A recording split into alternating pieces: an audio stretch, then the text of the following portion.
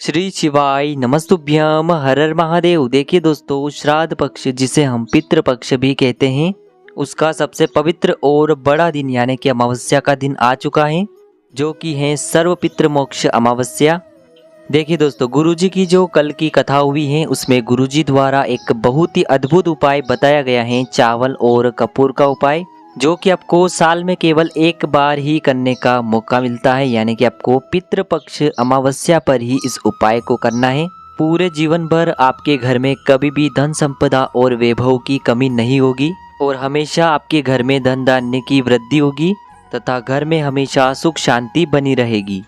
देखिए दोस्तों, पूज्य गुरुजी की कथा को सुनकर के और समझ करके ही आपको बहुत ही विस्तार से इस उपाय को समझाने का पूरा प्रयास करूंगा। लेकिन दोस्तों, वीडियो में आगे बढ़ने से पहले वीडियो को लाइक करें और चैनल पर पहली बार आए हैं तो चैनल को सब्सक्राइब करके कमेंट में ओम पितृ देवताय नमः जरूर लिखें। देखिए दोस्तों, ये वाला जो उपाय है श्राद्ध पक्ष यानी कि पितृपक्ष के सबसे अंतिम दिन किया जाने वाला उपाय है। तो आपने श्राद्ध पक्ष के दौरान कोई भी उपाय किया है या फिर नहीं किया है तो आपको यह उपाय करने से चूकना नहीं है। देखिए, इस पूरे वीडियो के अंतर्गत हम 3 उपायों के बारे में बात करेंगे, जो कि आपकी सारी मनोकामनाओं की पूर्ति के लिए होने वाले हैं। चलिए दोस्तों, जानते हैं पहले विशेष उपाय के बारे में, जो कि आपको सिर्फ और सिर्फ सर्व पितृ मोक्ष अमावस्या पर ही करना है। देखिए दोस्तों, इस उपाय को करने के बाद आपके जीवन के जितने भी दोष हैं, चाहे वास्तु दोष हो, काल सर्प दोष हो, पितृ दोष हो, यानी कि जीवन के जितने भी दोष हैं या फिर आपके घर पे किसी ने जादू टोना करवा रखा है, तो वह सभी भी इसके माध्यम से दूर होने लगेंगे। देखिए दोस्तों, इस उपाय को करने के लिए आपको अमावस्या के दिन 1 कटोरी चावल लेने हैं। शाम के समय आपको 1 कटोरी चावल लेने हैं, यानी कि अमावस्या के दिन सूर्यास्त के समय आपको 1 कटोरी चावल लेने हैं। अब दोस्तों, इसी के साथ में आपको 1 से 2 टुकड़े कपूर के लेना है। अब दोस्तों, आपने जो 1 कटोरी के अंदर चावल लिए थे, उन्हीं चावल के ऊपर आपको ये जो कपूर के टुकड़े हैं इन्हें भी रख देना है। अब इस चावल की कटोरी को और कपूर के टुकड़ों को आपको रख देना है अपने मुख्य द्वार के वहाँ पर। देखिए, मुख्य द्वार के वहाँ पर आपको किस प्रकार से रखना है, यदि आप अंदर की तरफ प्रवेश कर रहे हैं तो आपके सीधे हाथ की तरफ रखना है, और अगर आप दरवाजे के बाहर की तरफ आ रहे हैं तो आपके उल्टे हाथ की तरफ आपको इन चावल की कटोरी को रख देना है। तो आपको ये चावल की जो कटोरी है जिसमें आपने कपूर के टुकड़े डाले हैं उसे ढक करके रख देना है। तो दोस्तों, आपको क्या करना है, अमावस्या के दिन शाम के समय आपको 1 कटोरी के अंदर चावल लेने हैं, कपूर के टुकड़े डाल करके उन्हें ढक करके आपको मुख्य द्वार के सीधे तरफ रख देना है। अमावस्या की पूरी रात्रि आपको अपने मुख्य द्वार के वहीं पर इस कटोरी को पड़े रहने देना है। अब दोस्तों, अगली सुबह यानी कि 15 अक्टूबर को शारदीय नवरात्रि के दिन सुबह स्नान आदि करने के बाद यह जो कपूर के टुकड़े हैं उसी स्थान पर आपको जला देने हैं, यानी कि उसी कटोरी के अंदर आपको उस कपूर के टुकड़ों को और चावल को अच्छे से जला देना है। और फिर आपको अपने पितरों से प्रार्थना कर लेनी है कि हमारे घर में जितने भी दोष हैं, जितने भी कष्ट हैं, वह सभी दूर हो। और महादेव से प्रार्थना करने के बाद आपको अपना नाम और अपनी गोत्र बोल देना है। अब दोस्तों, उस कटोरी के अंदर नीचे के जो चावल बचेंगे उन्हें आपको किन्हीं भी पक्षियों के लिए निकाल करके पक्षियों को डाल देना है। आपके घर के जो बड़े से बड़े दोष हैं वह सभी इस उपाय के माध्यम से दूर होंगे। यदि आपके पितृ दोष भी हैं तो जीवन का पितृ दोष भी समाप्त हो जाएगा। तो पितृपक्ष में केवल एक ही दिन किया जाता है यह उपाय, जो कि है अमावस्या का दिन, तो आपको चूकना नहीं। अब हम बात कर लेते हैं दूसरे उपाय के बारे में।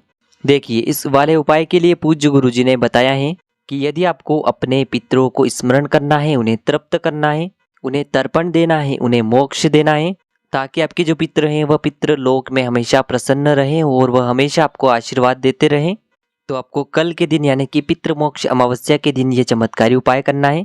देखिए दोस्तों, इस उपाय को करने के लिए आपको मात्र 1 दीपक तैयार करना है। देखिए दोस्तों, दीपक आपको मिट्टी का लेना है। इस दीपक के अंदर आपको विशेषकर ध्यान रखना है लंबी बाती का ही प्रयोग करना होगा, और साथ ही साथ दीपक के अंदर आपको शुद्ध देसी घी का प्रयोग करना है।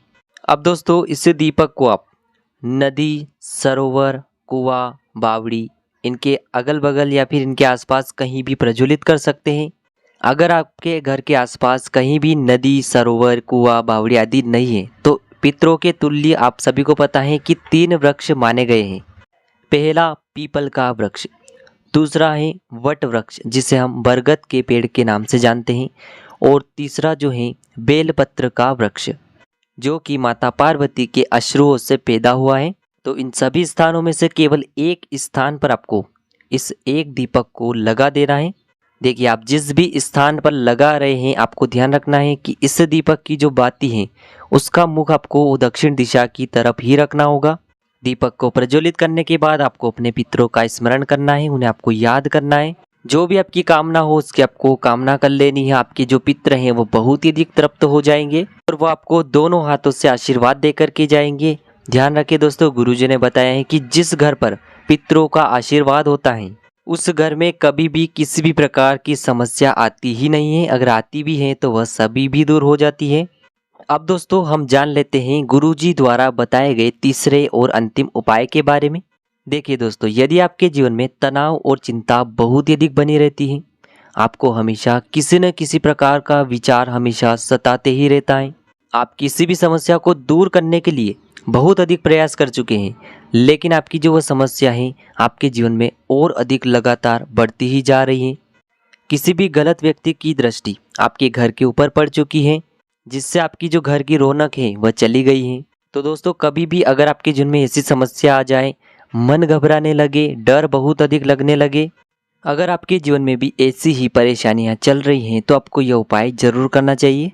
देखिए दोस्तों, इस उपाय को करने के लिए सबसे पहले तो आपको मात्र एक बेलपत्र लेनी है।